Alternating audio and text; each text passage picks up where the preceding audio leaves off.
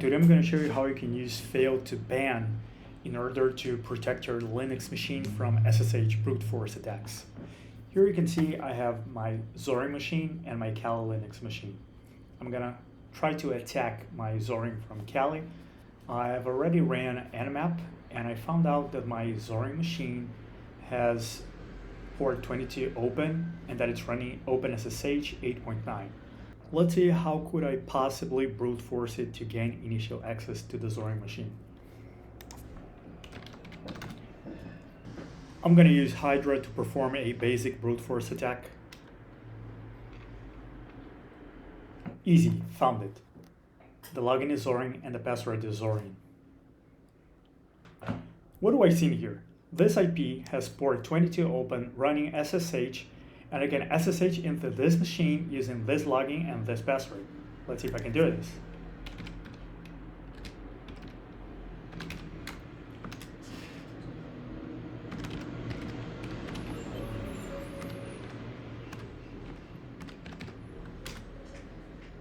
Asking for my password, which is Zorin, and I'm in. How can I prevent this from happening? How can I secure my machine from SSH brute force attacks? On my Zorin machine, I'm going to use a tool called Fail2ban. First, let me audit the failed authentication for Zorin that I have on my auth.log. And I can see that I have many failed authentication tries for the user Zorin from the IP address of my Kali machine. What if I could just block this IP address? That's exactly what we're going to achieve with Fail2ban. Let's start. I'm going to start by installing it.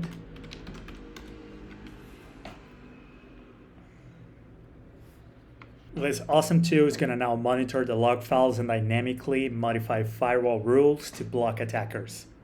Okay, it's installed. I'm going to make a copy of the jail.com file and I'm going to call it jail.local. Never edit the original jail.com file. Instead, we create the jail.local, and this file overrides the defaults and prevents our custom settings from being lost during updates. Now I'm going to configure my rules on jail.local. This file, I'm going to scroll down to default. I'm going to uncomment this line.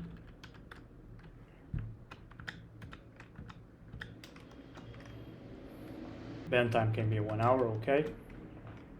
And I'm going to add find time 300 and max try 3. You can make it 5, 10, as much as you want. And I'm going to uncomment SSHD and enable equal true. Exit the file. Restart Fail2ban.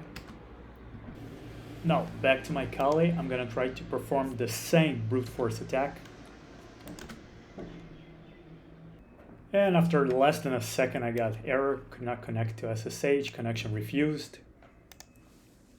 And back to my Zorin machine, I'm going to run sudo fail2ban-client status sshd. And I can see that my Kali's IP is banned. You can also use the same command to audit what IPs are trying to brute force into your server.